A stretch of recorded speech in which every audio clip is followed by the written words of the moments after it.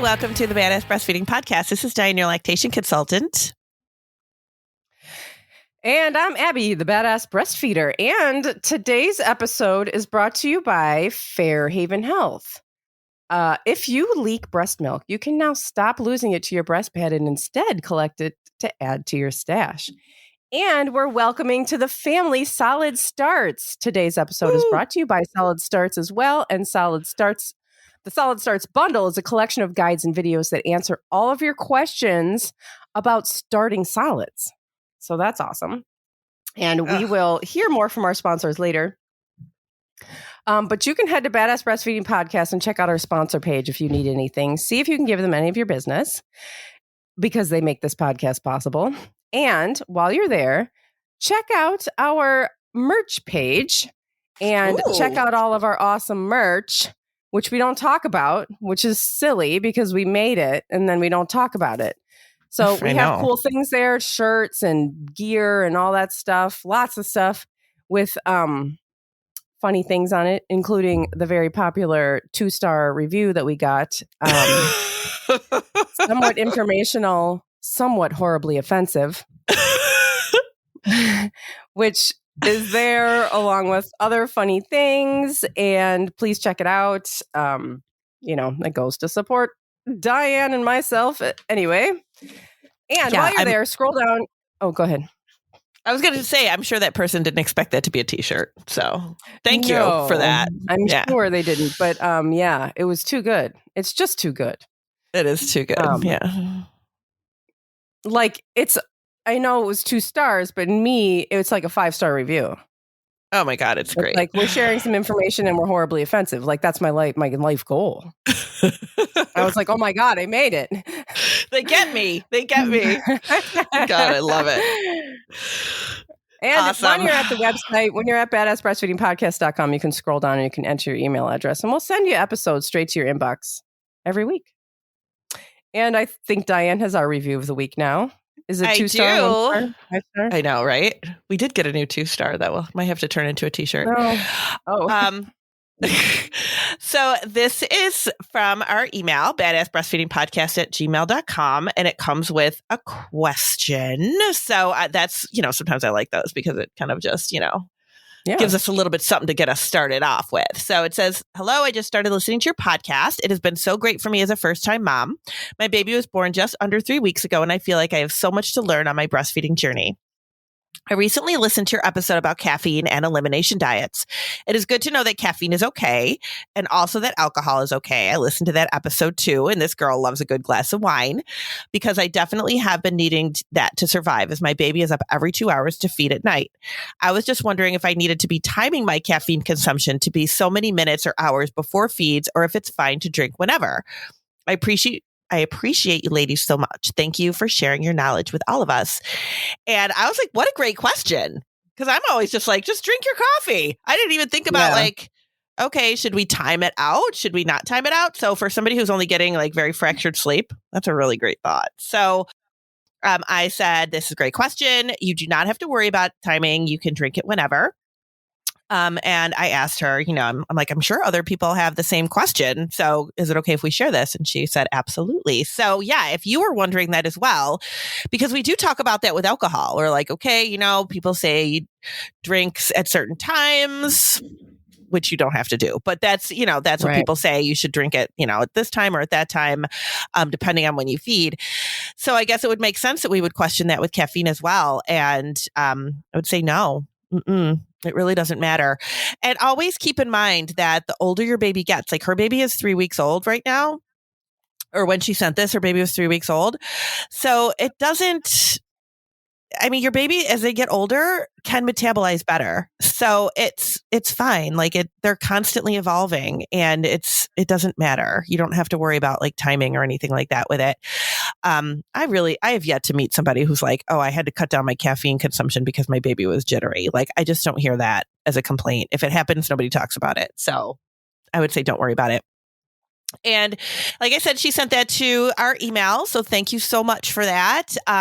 You can also put the reviews on iTunes if you're able to do that, because it really does help the podcast a lot. So show us some love there, because we did get a 2-star and it, because we rant too much. I just read it. They said, she said, stop going on. Yeah. She said that we go on too many tangents and it takes too long for us to get to the point.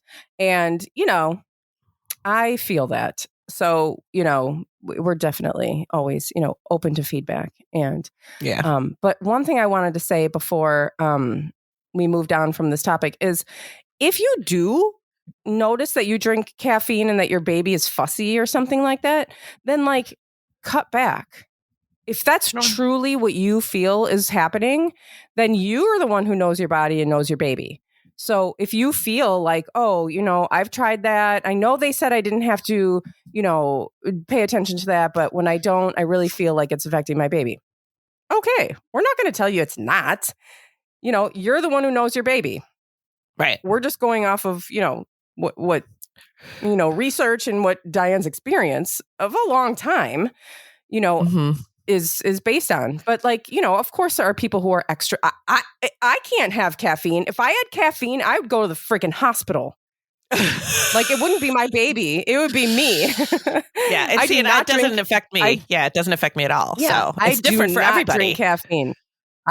Do not give me caffeine oh my God. Okay. So I'm going to go on a tangent. I'm sorry, but it's a really funny story. So when I started my blog 10, 11 years ago, I ordered a coffee from Starbucks and I said decaf, and I got home and I drank that coffee and it was clearly not decaf. And I was going around, I was on speed. My husband was like, oh my God, something is wrong with you. And that is when I got the idea for the blog. Oh my God, really? Oh my God, I should do this. I'm just walking around. I was like, I should do this. And then I'm going to do this. And I'm going to have this. And it's going to have the logo. It's going to be like this. And then I'm going to have this. And we're going to do this. Yeah. He was like, oh my God. You're having and I was like, my heart was racing. And anyway, so everybody reacts differently. So pay attention, to and your body. And the stuff that we're that we put out there, yes, a lot of it does come from from what I see, but we've also researched it to death. I have looked up caffeine research for 15 years now. It's always been a thing. It's always been a concern. And the research has really stayed the same, that unless it's really, really, really excessive, excessive, you're fine.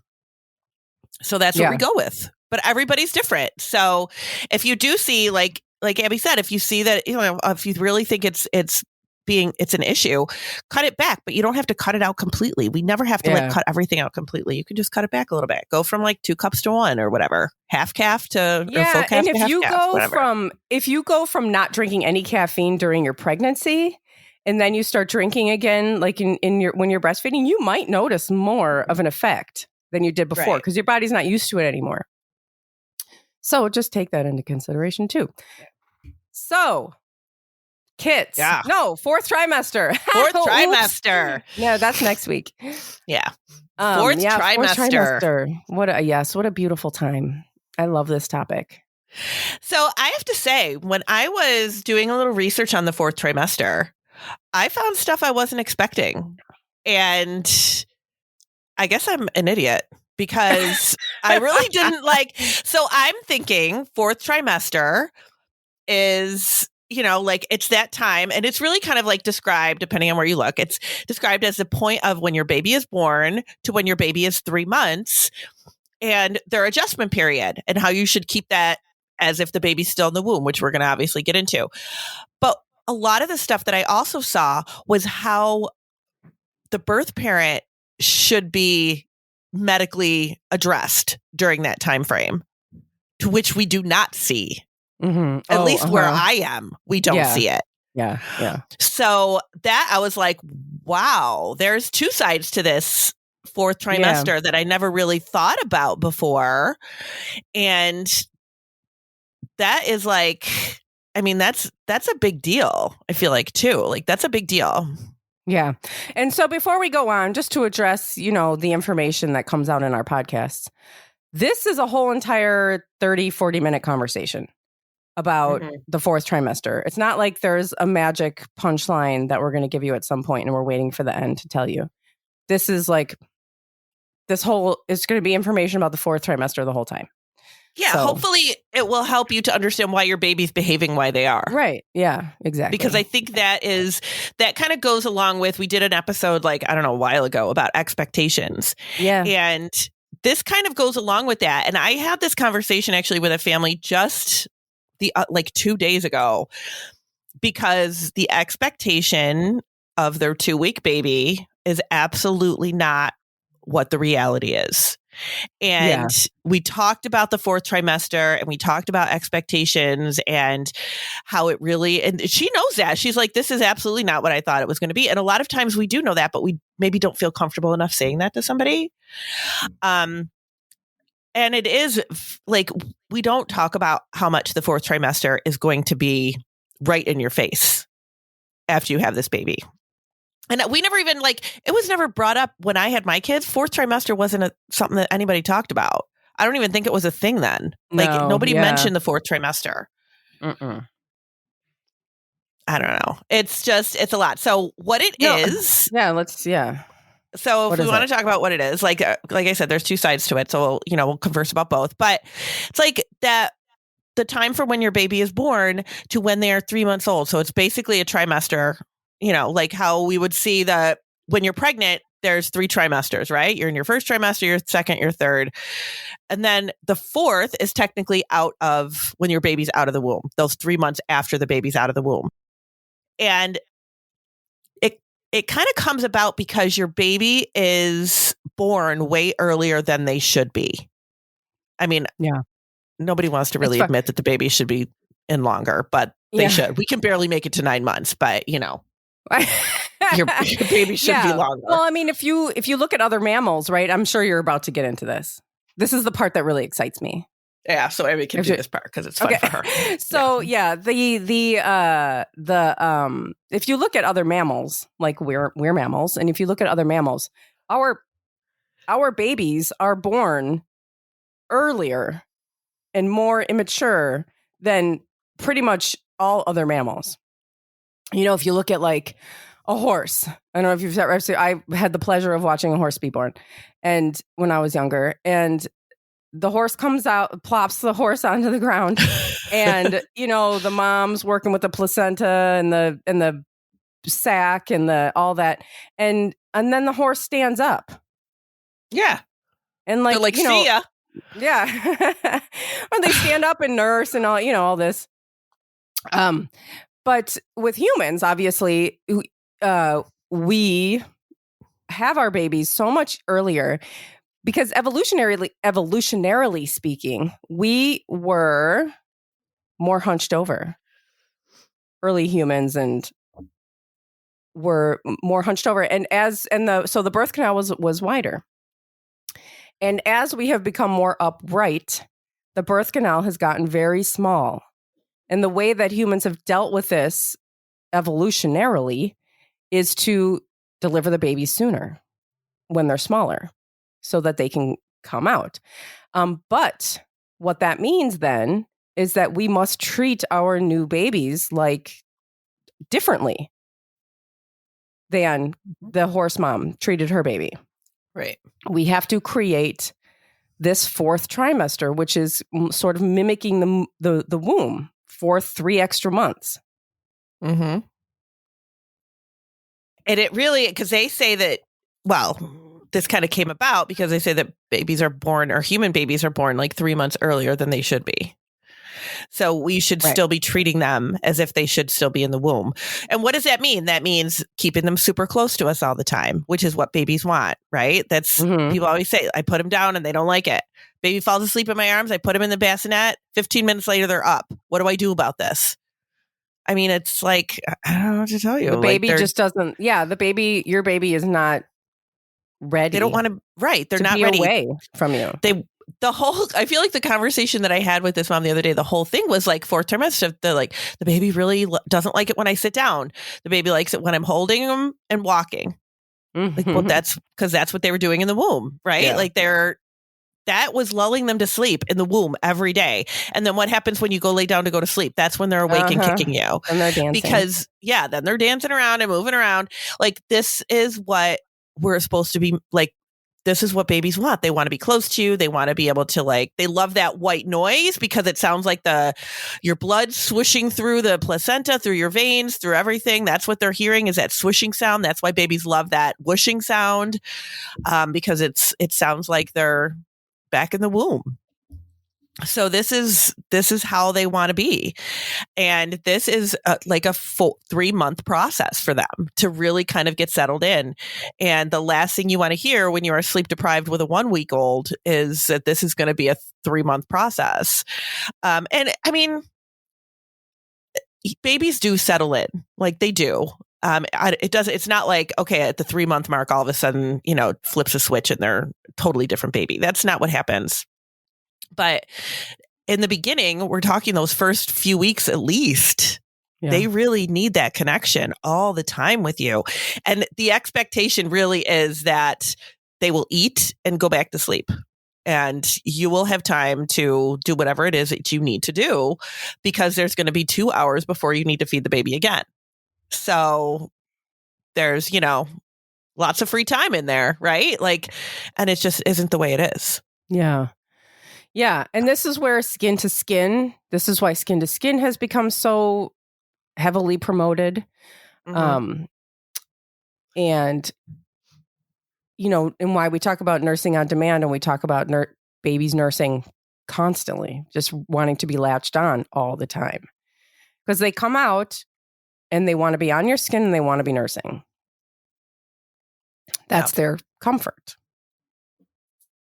And I mean, I never know what to say to parents when they say to me, and I hear it all the time. They say, well, the baby's on the breast for an hour. And then by the time I get them, diaper changed and settled, because then they're fussy, I get them settled, and then it's time to do it all over again. What am I supposed to do? And I never know what to say to that, because I feel it. I feel that in my soul. It's hard. It is hard.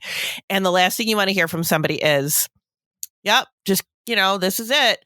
But really, this is not uncommon. And it's not a feeding problem. It's a baby thing. This is not a feed problem. Right. There's not a problem. The problem is our expectations. Yes. That we're not prepared for this. And the problem is that we don't have any support. We don't have our extended family around, or, the village that's, helping all of these things happen in the house and for you. It's just you. Generally, it's just the birth parent, the nursing parent, who's there at home with this baby, expected to do all the things that needed to be done in the house beforehand too, or with other kids, or job wise, or, just all of the things that you were doing before. That doesn't go away. And so then it's what the hell? Why is my baby acting like this? I remember this so much. Yeah. I just thought there was something wrong with him. When I brought Jack home, he all the things, he was acting like a baby. And I was just like, what's going on? Oh my God, I can't put him down. He wants to nurse all the time. He cries every time I put him down. And also when you're going to the doctor, you're going onto the internet to get information, you're being presented with information that your baby should be doing all of these things. Just put your baby down, rock them to sleep, don't make eye contact. I remember that whole thing. Don't make eye contact with them. And I'm just like, what? Eye contact with them. That's so, they can't even see anyway, really. What are they making eye contact with? I don't if you put the baby down and they start to wake up, don't look at them. Don't make eye contact. Just look away and rock them and see if they go back to sleep. Just ignore them. Ignore your baby. Yeah. And this is a lot of times where cry it out comes in too, because people are just at their wits' end with this baby acting like a baby because they didn't know that this is what babies do. Mm-hmm. And we need to take a break. Yes. Let's talk about our new sponsors. Yes. We'll be right back. Today's episode is brought to you by Solid Starts. The Solid Starts bundle is this collection of guides and videos that answer all of your questions that you can possibly have about starting solids. And who doesn't have tons of questions? We get so many questions from listeners. I had so many questions when I had my first baby. How do I start solids? When do I start? What about allergies? What about choking? And so many more. You could just come in here into this Solid Starts bundle and see all the guides and the videos and all the topics that you have questions about. I wish I had this. Every guide and video here is something I had questions about or questions that we get here. Our friends at Solid Starts have a special gift for you badasses. You will receive the 50 fantastic First Foods for Babies guide totally free by heading to solidstarts.com. At solidstarts.com, put the 50 fantastic First Foods for Babies guide into your cart. Then enter Badass50, and it's totally free. And you can check out Solid Starts on Instagram at Solid Starts. They have a massive Instagram with lots of cool information on it. And today's episode is brought to you by Fairhaven Health. Do you leak breast milk? Have you ever thought about how much breast milk you're soaking up into your breast pads and throwing away? What if you could catch that milk and add it to your stash instead? The Milky's Milk Saver allows you to do just that. Slide the Milk Saver into your bra or tank top on the non-nursing side to catch the letdown while you breastfeed. People are adding ounces upon ounces to their stash on a daily basis. Thousands and thousands of breastfeeders have discovered this product. It holds 2 ounces of milk. It's comfortable to wear and reusable. You might be thinking that you don't leak very much. That is what most people say before they actually use the Milk Saver. You will be shocked at how much milk you collect and how much liquid gold you are throwing into the garbage. This milk can be used to beef up your stash, to make breast milk keepsakes for baths, for breast milk popsicles, lotion, soaps, you name it. Breast milk is worth saving. Check out the Milky's Milk Saver at fairhavenhealth.com. That's FAIRHAVEN health.com, and use code BADASS for 15% off of your purchase. And today's sponsors and the promo codes can be found in our show notes under this episode at badassbreastfeedingpodcast.com. Our show notes will also include further information about things we talk about in this episode, and at badassbreastfeedingpodcast.com, you will find our breastfeeding resources, all of our other episodes, and information about scheduling your very own one-on-one online lactation consultation with Dianne. Where we'll talk about the 4th trimester. Yes. A couple of the other things, too, that kind of happen with this is there's a lot of hormonal changes happening, like a lot. And that really plays a role into this too, right? Because it's just like, I mean, I don't know how anybody else responds to hormonal changes, but I'm a freaking hot mess with my hormones. So it is really hard to wrap your head around like everything that's going on and everything that you're supposed to be doing with this new baby when your body is going through so many changes. And it's it's hurts and it's healing and there's just so much going on. And I tell people too sometimes that it's like, this is kind of like nature's way of saying you need to sit and calm down and let everything just settle. Just hold your baby and don't worry about the rest. But we're in a lifestyle right now where it's like you are just constantly going. Right? Like you're constantly going. If it's your first baby, you are probably constantly, working and playing and doing things and going places. And, like you're not just sitting around doing nothing for the most part. Like most people that I know at that age are not. And then if you have other kids, you're running them around and you're doing stuff for them and you're doing stuff with them. And it's like, you don't really have that time, or you don't give yourself that time to just like sit and heal and snuggle with your baby and feed them and just like be. We just don't take that time at all. And that's a really hard, but then again, that also goes along with, we don't have the help that we need to have. We don't have that village anymore.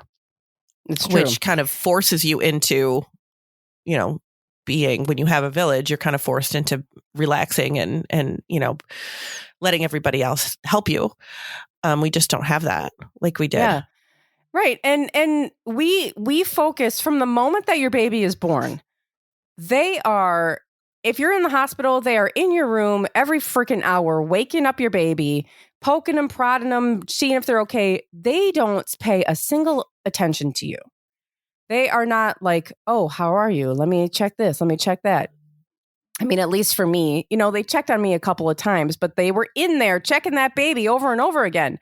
And then you get out of the hospital and that baby has a doctor's appointment like every freaking week. Yeah. And they're checking them and they're measuring them and the baby's fine. Like, I understand that babies have issues and, like, of course, check them up and, watch their feeding and watch all of this. But there is literally no attention on the parent who just went through all of this and is going through all this. And the parent is the one that needs this support to take care of this baby. The baby is fine. Yeah. The parent is not. You're not fine after you have a baby. There is so much that you need. Your body needs to heal. Your emotions are in, turmoil. You need this support, but we don't give it to the parent. We just give it to the baby. And that's where we kind of come into that second part of the fourth trimester that I was talking about that I kind of found online. And one of the office that I work at, I don't work there, but I have my office there. I rent space at a doctor's office, and they're a primary care, and they're very good with stuff like this. Like, that's why I really love them. And that's why I'm in that space, is because they were like, we really want a lactation consultant here. So, if you're like, if I have people in my office, like that's where they come. But they do acknowledge the fourth trimester, and they do bring parents back at like the 2-week mark, the 3-week mark, whatever it is. I can't even remember exactly what it is, to check the parent, to talk to the parent, to make sure everything is good, to make sure that they are healing, to make sure that they are doing well with the transition. But that is not the norm. I feel like that's unusual. It is unusual. And they're the only ones that I know of that do that. It is really, but one of the doctors there is also on the U.S. Breastfeeding Committee board. So he's like amazing, but, it is not something you see. And I have had parents that are like, incontinent or have a really bad, tear or C-section, and they are not brought back for weeks. Yeah. For weeks. And it's like, or unless they need to be, right? I'm going back to see my OB because I have an infection in my C-section scar, or my C-section incision, but they're not brought back before that. Like, they're not like, okay, you're discharging, you've had a major surgery, you're discharging from the hospital after like 2 days. Let's see you, by the end of the week. Let's see you in a week to make sure everything is healing. No, we don't do that.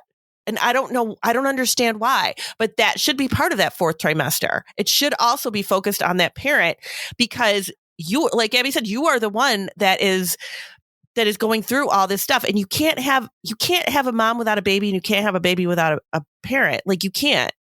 So I don't know why we're treating it differently. Why are we seeing the baby 18 times in the first 2 weeks, but the parent is like, good luck to you.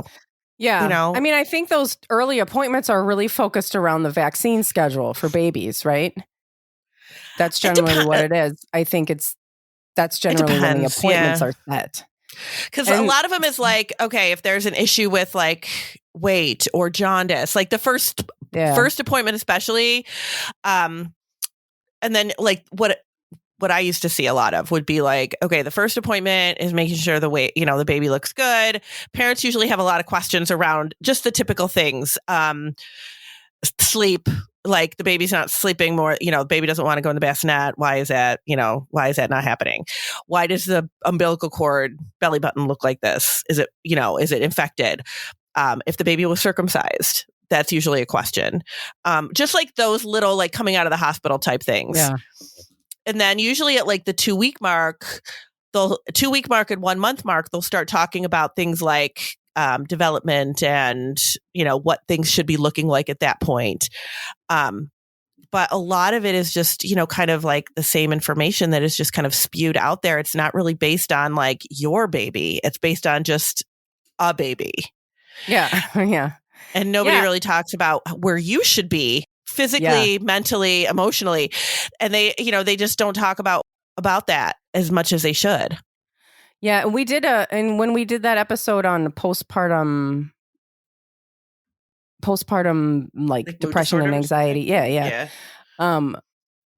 We talked about those forms.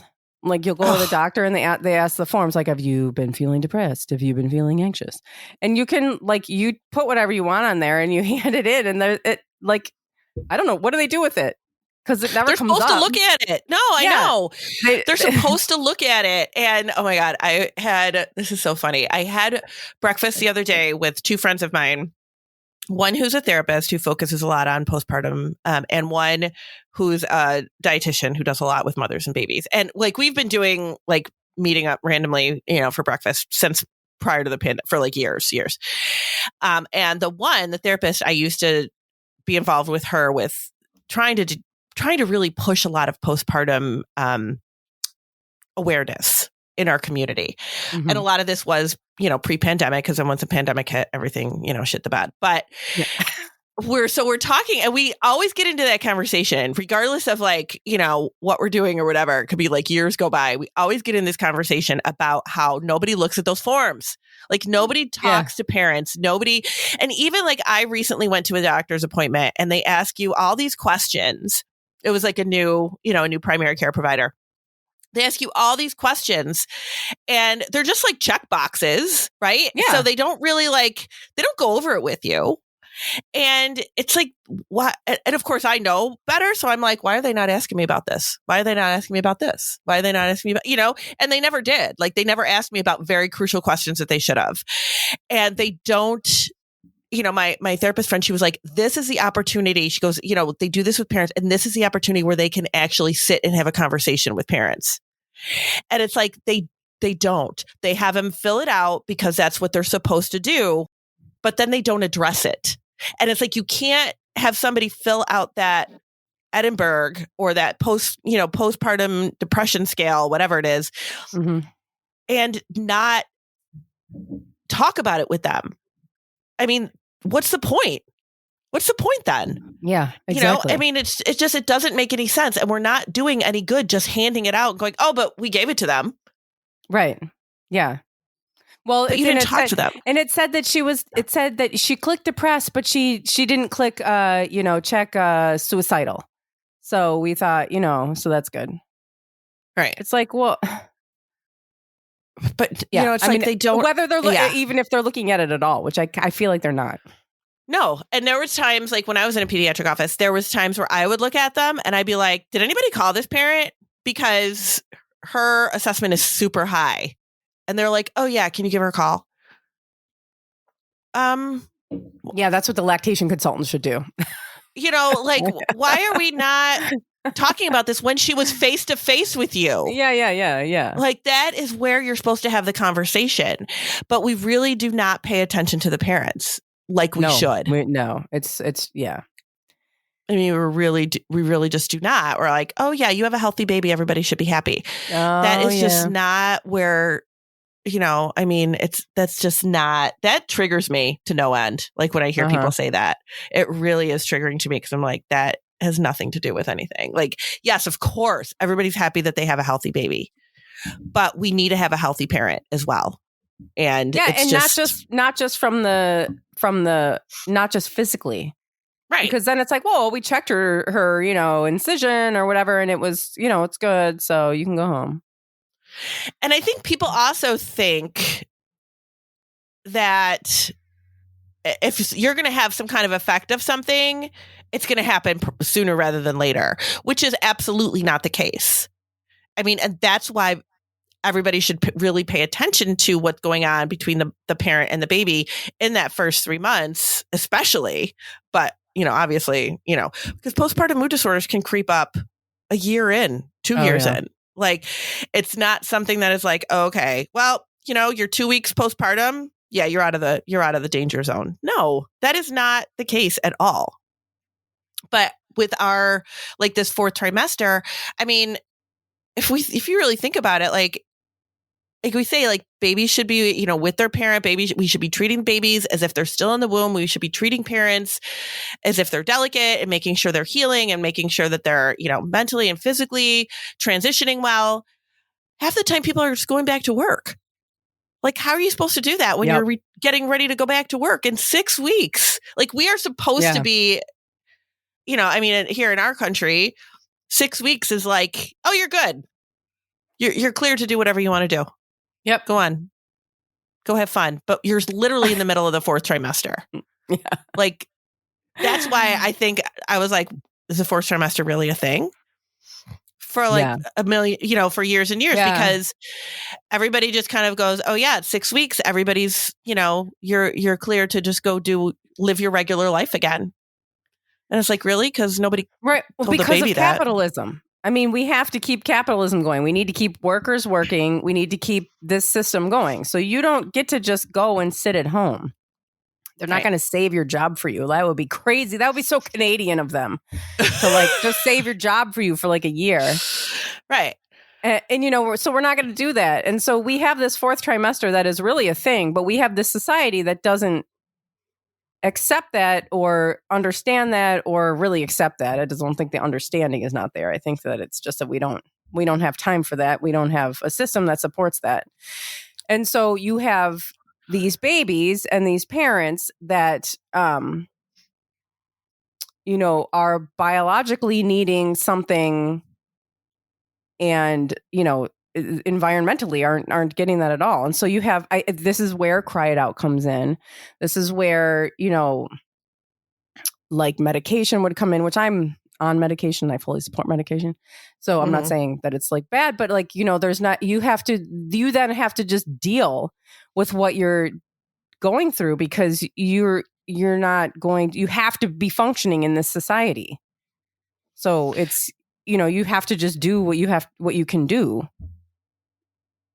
It's not like, and just, there's not like this, any other, supports that are going to come in. It's just like, well, you're feeling depressed. Okay, we'll get you on medication so that you can, so that you can get back to work, so that you can get back to parenting. And when, this is just something you need to get back to. Yeah. It's just, you don't get to like take a break and take care of your mental health. No. You have to get back to society. Yeah. You have to get back and do all the things. And it's just, I did a research. I did a presentation a while back on like postpartum mood disorders and things like that. And one of the things I found, and although I can't remember when this research was, but I can't imagine it really changed that much, said that like postpartum mood disorders, like the risk kind of goes down in the first, maybe, not really goes down, but they notice a spike. That's what I should say. Not that it goes down, but they notice a spike in postpartum mood disorders around the 3-month mark. Like that is kind of, because it's like, okay, in our country, that's a lot of times people are going back to work between 6 weeks and 3 months. Yep. So that is where you're seeing that spike of a postpartum mood disorder problems because, maybe you did get the opportunity to stay home with your baby for those, 6, 8, 12 weeks and do that 4th trimester thing where you are, bonding with your baby and breastfeeding and connecting and, baby wearing and doing all of that stuff to kind of get your baby settled in and get you transitioned. And then all of a sudden you're like, oh, go back to work. And it's traumatic. Yeah. Now you're separated from your baby all day and you're pumping and you're all of this and that. I mean, even just hormonally speaking, being separated from your baby is going to send your body into like, what's going on? Yeah. Where's the baby? And the baby's like, where's the parent? Where's my boob? Yeah. Where's that warm person that smells good? Like, and then everybody's like, what's wrong with the baby? And they won't take a bottle, which are real problems that we will, we obviously address here on this podcast. But like, it's just like a crazy spiral. It really is. But the more you can connect with that baby in that 4th trimester, like, I mean, because sometimes I'll hear people say, well, I don't want to start breastfeeding because I have to go back to work. Or I don't want, and it's like, I need somebody else to be able to bond with the baby because I'm going to be going back to work. I'm going to be needing to leave them. I'm going to be doing this. I'm going to be doing that. And it's like, but bond as much as you can. Like, just connect with them as much as you can in that 4th trimester. Do all those things, because it is so important for both of you, really, for both of you to transition. That's really important. Yeah. And know that what your baby is going through and what you're seeing with your baby is normal. Mm-hmm. And know that all the things that you've been taught are wrong. Yeah. And what your baby's doing is normal. Sorry. It's not wrong. No, it's not. And it might seem like, okay, if I wasn't breastfeeding, this would be an easier go. But it really isn't. No, your baby's going to be a baby, however you feed them. Yeah. So a lot of times, like I know I've said this before on the podcast too, there's a lot of times where I will say to people, this isn't a feeding issue. This is a baby thing. This is normal. This is absolutely normal. And it feels so crazy at the time that you're like, this could not be normal. But it really is. Like it really is normal. And it feels like I was telling this family the other day, like, okay, your baby's 2 weeks old. You feel like you've been doing this for a year and a half. You know, like it does not feel like, okay, it's only been 2 weeks and you're telling me I have like several more weeks of this. Like you feel like you're in it. It's like, oh my God, but it's not going to be like this forever. It really isn't. It is definitely a transitional period for everybody. It's just not it's not the transitional period you've expected. That's all. Yeah. Yeah. We're just not prepared. No, not at all. Well, thank you for I could listening. talk about that all day. I know. Yeah.